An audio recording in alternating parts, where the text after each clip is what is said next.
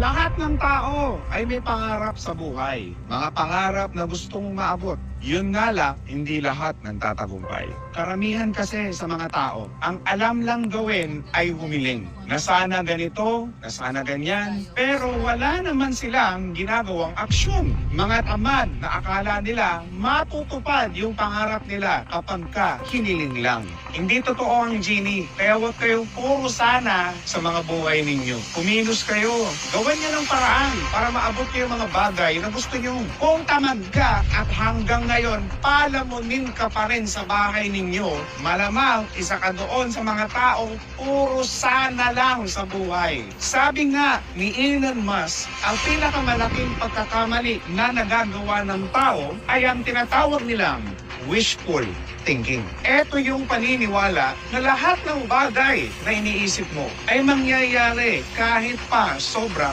imposible. Kaya nabuo yung salitang nananaginip ka ng gising. Isip ka ng isip sa mga bagay na hindi naman makatotohanan. Ano ending? E di wala nang nabago sa buhay mo kasi yung mga oras na dapat kinikilusan mo yung mga pangarap mo, napunta doon sa kaiisip mo na sana mangyari ito. Yung sana ganito, yung sana ganyan. Sa sobrang kapit mo sa sana na yan, hindi ka na nakaalis sa sitwasyon ng buhay mo ngayon. Ano nga ba ang gusto kong matutunan natin sa video na ito? Number 1, huwag kang puro sana. Kumilos ka, wishful thinking is not bad. Not unless wala ka talagang gagawin para kunin yung mga pangarap mo. Hindi sapat na humihiling ka lang. Kilusan mo, ganawan mo. Because wish without action is dead. Hindi nyo naman kailangan biglain. Hindi nyo naman kailangan gumawa ng mga malalaking bagay para makuha yung mga gusto ninyo. Ang ibig ko lang sabihin mga boss, gumawa ka man lang kahit small step para yung sana mo na halimbawa gusto mo na magkaroon ka ng sarili mong negosyo, simulan mo lang sa simpleng pagtitinda ng mga bagay na pwede mong ibenta. Kung ang sana mo ay magkaroon ka ng sarili mong bahay balang araw, magpursige ka sa buhay, asamin mo maging negosyante dahil yun lang yung platform para magkaroon ka ng mas malaking kita. Ibig sabihin, hindi ka pwedeng umanin kung wala ka namang itinatanim. Kung meron kang mga bagay na gusto mong kunin, samahan mo ng pinakamalupit na gawa. Number 2, wish is just a motivation to pursue what you want. Kung meron kang gustong makuha sa buhay mo, ang first step ay pagkakaroon ng wish. Siyempre, hihilingin mo, pero hindi darating sa iyong wish na yan kung nakatunganga at hinihiling mo lang yan.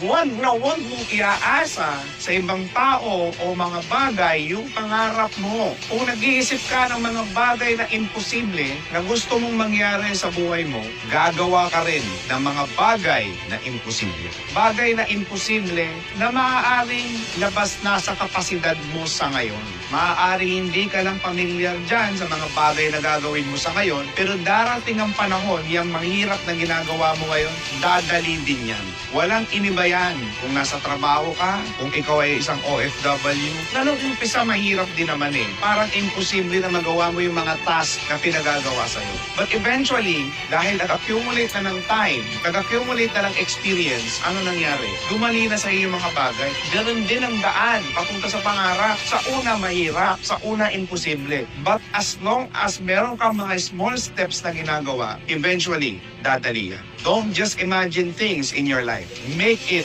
your reality.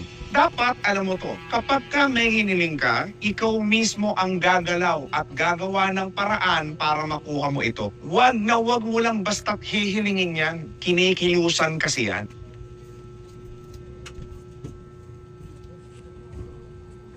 Po ba laging ibukod agad ang puhunan sa kita? Ito po yung sikreto